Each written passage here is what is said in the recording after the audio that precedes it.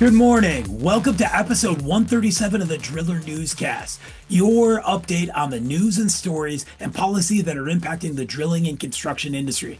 I'm your host, Brock Yordy, and right now, if you're listening to this as it drops on December 11th, we're all about to walk into the show floor at Groundwater Week in Las Vegas.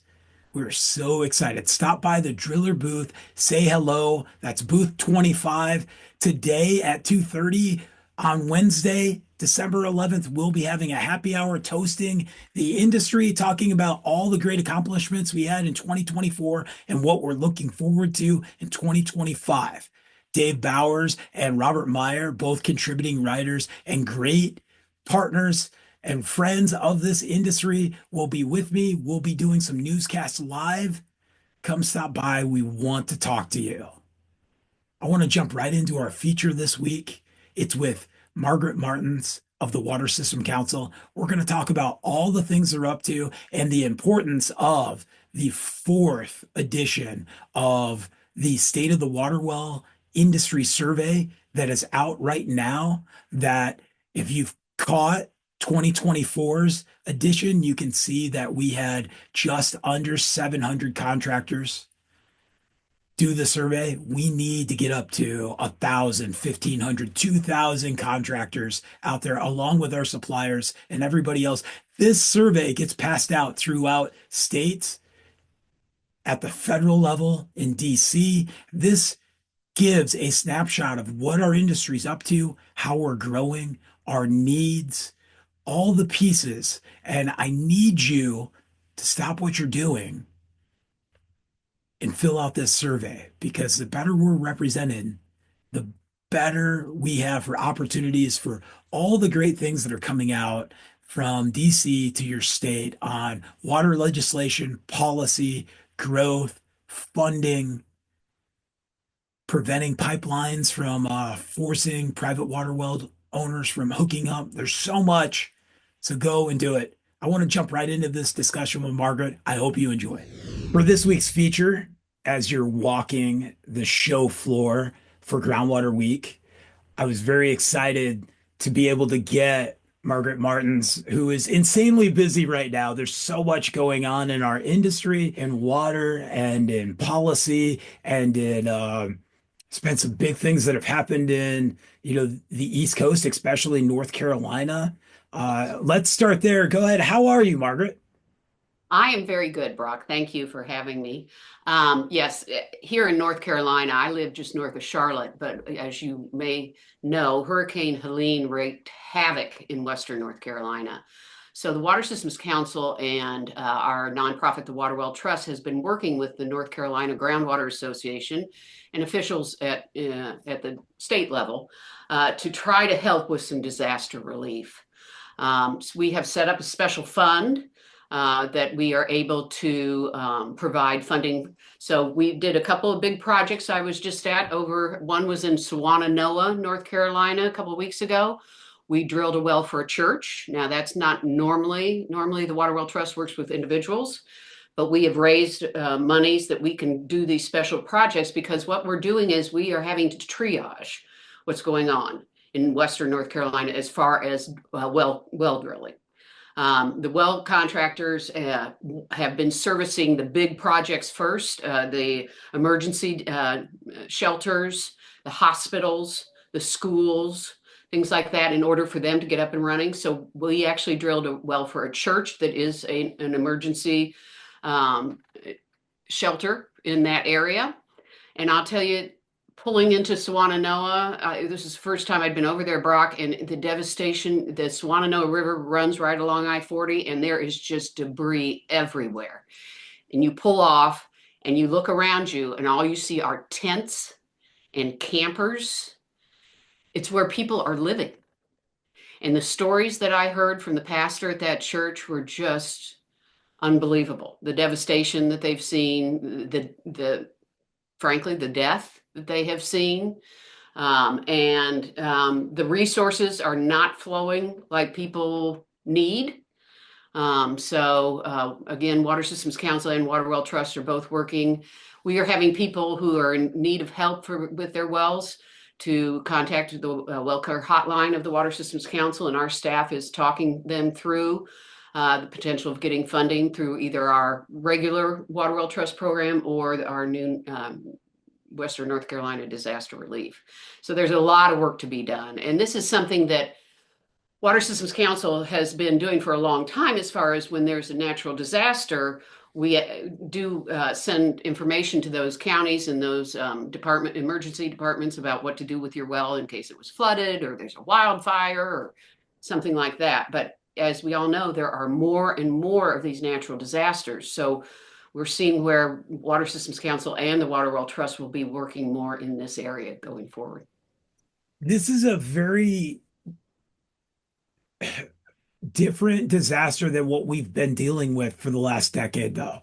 As I've seen Water Systems Council in the Western United States and the droughts or the policy making that's happening with, say Georgia versus Florida over, the amount of water because we're seeing aquifers pumped harder. We're seeing, um,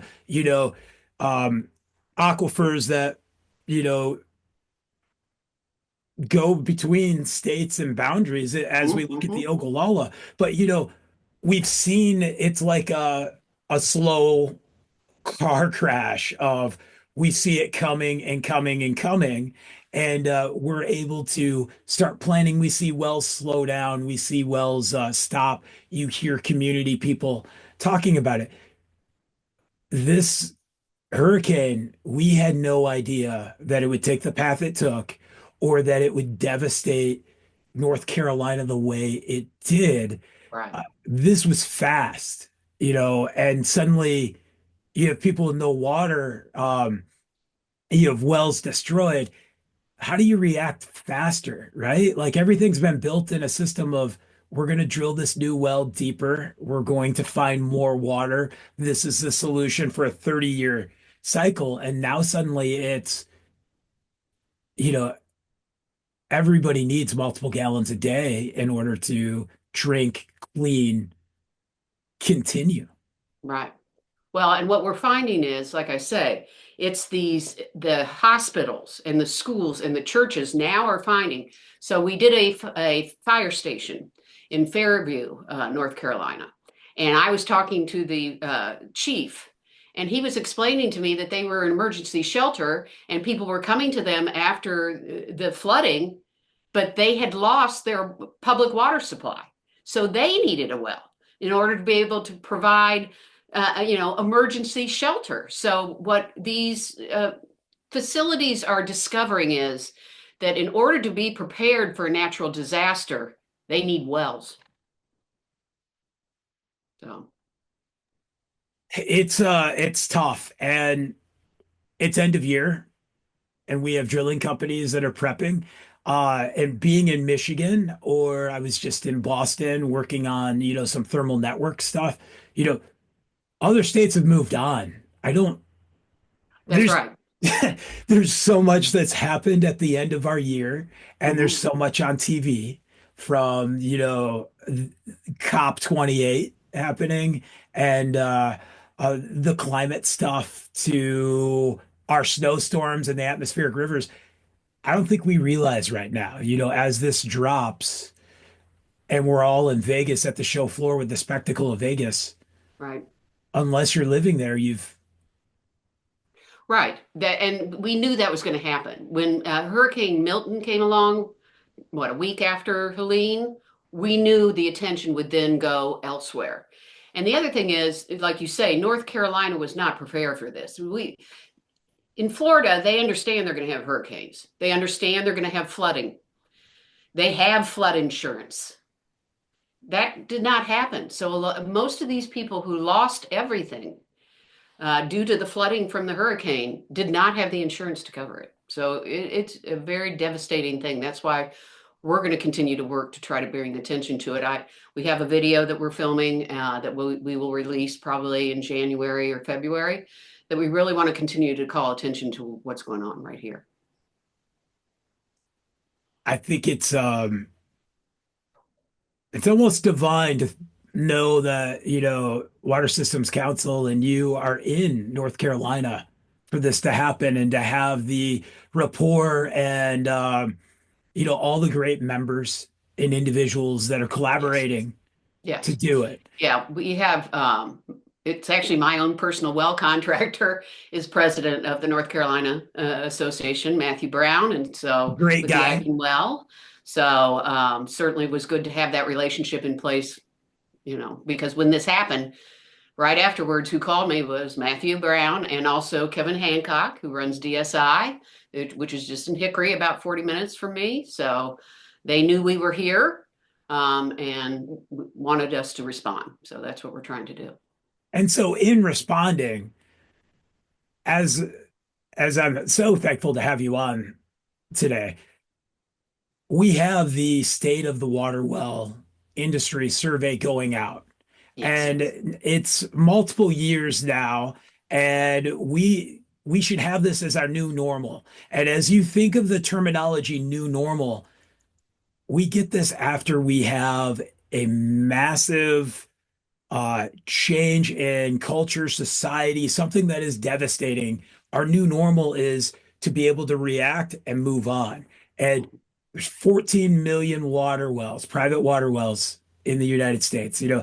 Roughly 40 million Americans Right. have access to private water. We see right now in North Carolina what's just happened. Drilling industry, as we move back and we think about all of you throughout the country and world that pay attention to the newscast and we have these discussions, like this survey is insanely important to the rest of the world, to the United States, to DC, to your state, Right. understanding private water wells. Yes. 90% of our population just turns a faucet on and pays a bill.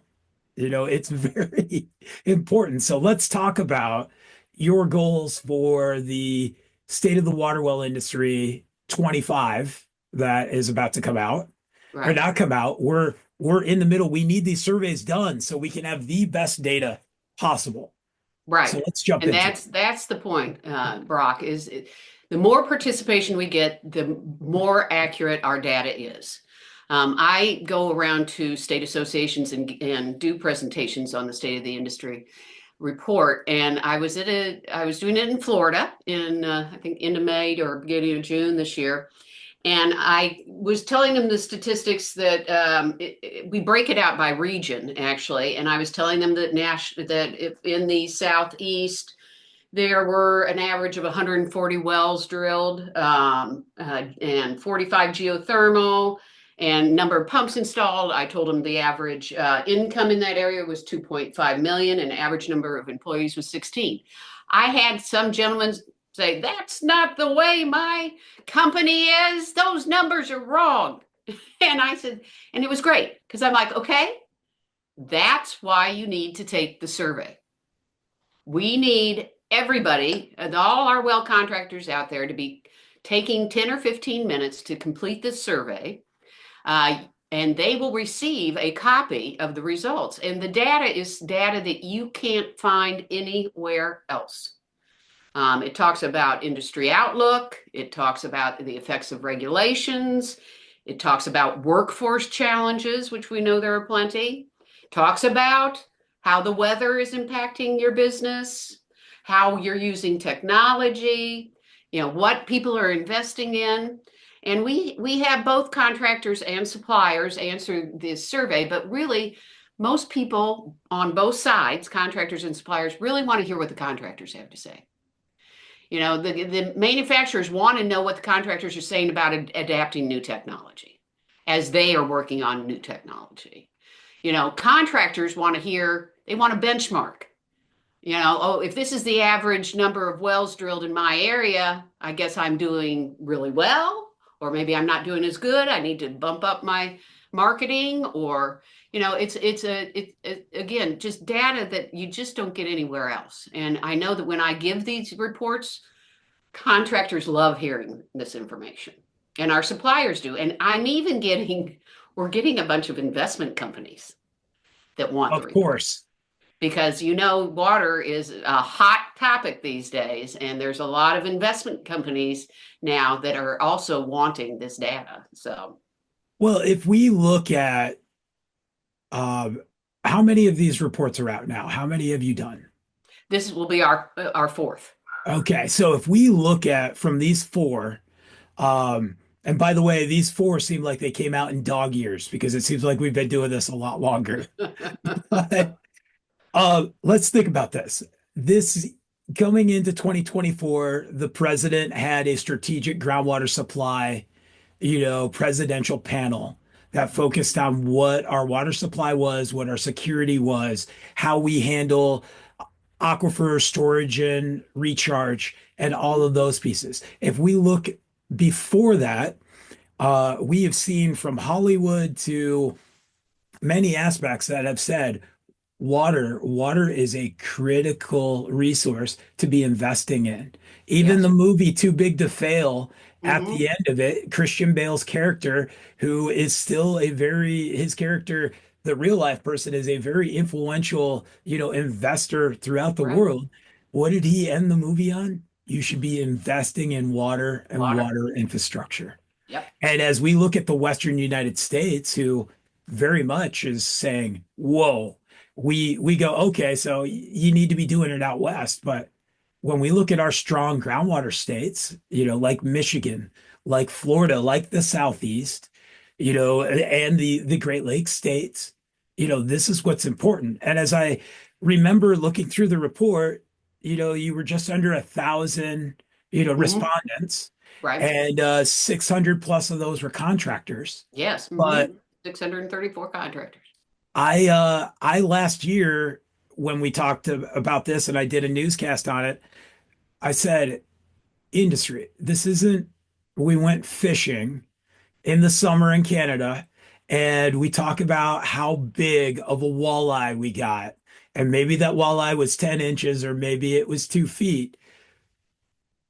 If you employ 16 individuals and you're doing $2.5 million a year, that is very important. But it is just as important to know that if you employ six individuals and you're doing just under $2 million a year, those banks, those investments, those scaling up of all of our technology out there, they need to know they're reacting to you too, and how we come out to market at price or how we Hmm. loan money. Since we're this big, when you look at the entire workforce or our population, we Yes. need to be widely represented, not just everybody is a multimillionaire with, you know, five pieces of equipment and, a portfolio that shows I can borrow money at 17.5% and I'm okay. No, we need to show that there are government incentives out there that we can have low interest loans to grow our business. Right.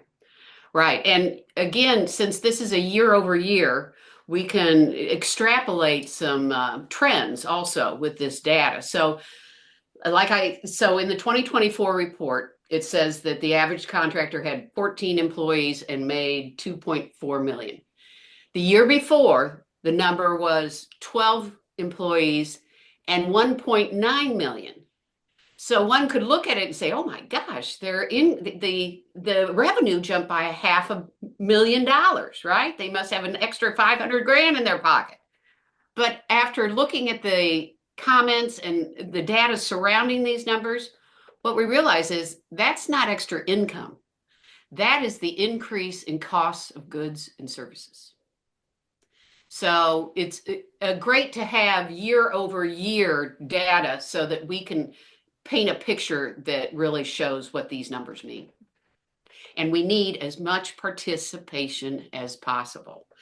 I'm really employing, please, contractors, take the 10 or 15 minutes and take this survey, and you will not be sorry because you will get that report and you will want to read it from start to finish.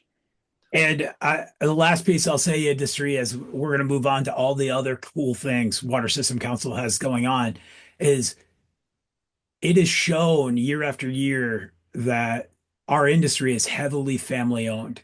And Oh, that's yes. not something we're common to be able to say in industries as we used to be. And so it states 85% of respondents are part of a Right. family owned operation. Hmm. Again, from funding to understanding devastation that happened in North Carolina and slowed down all of your businesses. The Bureau of Labor Statistics has studies right now that are talking about from construction to forestry workers to farm workers, us being in construction, that our 40-hour work weeks are being impacted and the ability of business we can do from extreme heat to the Hmm. massive snowstorm that I'm experiencing right now to a category 5 hurricane that just bulldozed its way through the middle of our country. Right. Right. Yeah. These are things that we need to know. Hmm. Well, the link to the survey is on the Water Systems Council website. And now we did share it also with state associations. So if you are a member of a state association and haven't received the survey, you can certainly reach out to them to see about getting the link. This is the QR code. We will be at Groundwater Week, booth 273, and we're going to have some special promotions for folks who take the survey during Groundwater Week. They're entered into a drawing to win either a drone or a copy of our newest Water Systems Handbook, which is quite And the I'll tell you publication. what, audience, if you're at Groundwater Week at 2:30 today, which is, Wednesday, show opened at 2:30, the driller's having a happy hour and we'll have that QR code there.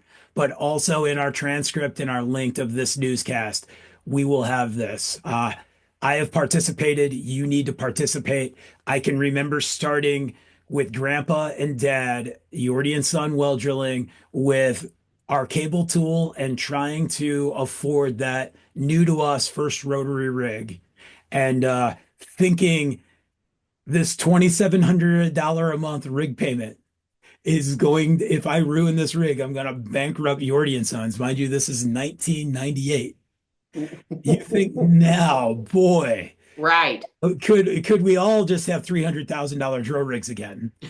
This is important. So fill out the survey and Yeah. do it for your family, for the legacy of the business and where we're growing from here. Yeah.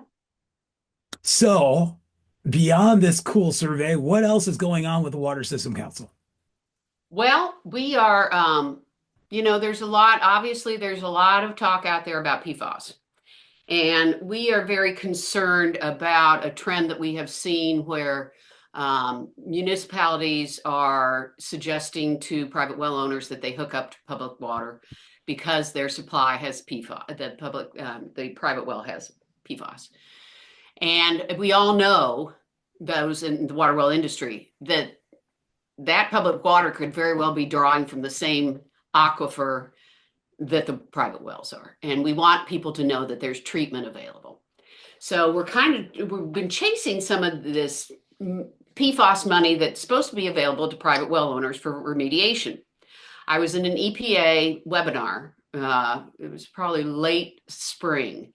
And there was a slide that said $1 billion for private well owners for PFAS remediation. So I talked to our lobbyists in DC and I said, we need to find out where that money's going. 1 billion, sorry. So we chased it around and then finally found out that this was going to the states through the state revolving funds. Well, individuals have never accessed state revolving funds. So it's a little bit of a smokescreen. So we're working to try to clarify within the states that how they can get funding available. Like here in North Carolina, again, huge Gen X problem. And there's a special fund. So I've talked to the officials here in North Carolina, and they did get money, but it was kind of funny money that anybody could kind of access. So we're talking about them getting it into a restricted fund. So those monies can go to remediation for these private wells, because hooking up to public water is not the answer. And we don't want people to think that private wells are not a answer for their drinking water. It's just a matter of having treatment done. And of course, at the same time, We're also concentrating on trying to get that darn farm bill passed. It's devastating. It's 100% heartbreaking when you look at the USDA Farm Bill. There's so much of it for rural water and municipal Right, water, and not to right. mention irrigation wells for farmers Hmm. and devastation compensation. It's industry, regardless if you vote right or left or down the middle. We failed rural America and our farmers and Yes, our drillers yes. by not getting a farm bill passed. Hmm. And sadly, if this comes back to the fact that they're upset about SNAP and food stamps, it's always had a component. And if you think about it from subsidy standpoint, we want our Americans access to great produce and clean water, and it's all one big circle. Right, right. So yes, so we definitely there's fun and there is new funding in there for treatment and testing of private wells. And that would be funds that the Water Well Trust could access and then distribute to people who are in need. And so we really are trying to get that new funding resource through the Farm Bill passed. And like you say, and on behalf of a lot of other rural water initiatives. So certainly working on that. Um, we've also just been working on Water Systems Council has two standards. We have a tank standard and we have a pitless adapter standard. So we have been working with both the International Plumbing Code and the Uniform Plumbing Codes to try to get those standards into those codes. Because our members, our manufacturer members, their products are tested to those codes. And so we want their products to be able to be approved within all the states because the states, of course, are the ones that's where the code is adopted, is either at the state level. So we have been successful in getting the tank in both UPC and IPC and the pitless and IPC, but now we are working hard to get the pitless and the UPC. And so it's a lot of, I don't know if you've ever been to a code hearing, whoo, a little dry, but I've been attending these code hearings in order to try to get those industry standards approved. So, And so those that's been standards are very important to the yes, livelihood of our industry. Back to 85% of us being part of family businesses, we got to be able to go out and do our business. And if pitlesses and tanks don't fall within standards, suddenly it comes back to big industry and, hey, we can run this pipeline right along here and we can protect you that way, but we just don't know what's going in the ground. And so that right, it's those are the type of things that I don't, we're too busy being muddy and providing water and enjoying that piece that we need Water Systems Council to have our back and our yeah, manufacturers. And you look at the manufacturers on the board and participants along with, members and state members, it's you're doing boring stuff to us, like you say, on the being in those meetings and going, but it it continues our legacy. yeah. And then one other thing I want to mention is, and I think you've probably picked up on this, and this is when we are looking at the legal landscape for our industry, we are seeing, particularly out west, that there are new regulations going down as far as regulating groundwater because they are attaching groundwater and surface water together. So there's, say, in Nevada, in Sonoma County, California, they are starting to restrict water well drilling because of surface water supply. And of course, in Texas versus New Mexico, that's an issue that they talk about in that case, that they're saying there's too many wells next to the river, and that's why the water isn't getting to Texas. So that's a fairly new development that we've got our eye on because it is concerning We that say this. it's new. Uh, Jesse and I and several have been geeking out slash screaming, "Oh my goodness!" And you're Mhm. absolutely right. Nevada State Supreme Court, Yep, had a case that passed that yep. talked about the impact of an aquifer and surface water, and um, the fish species and whatnot.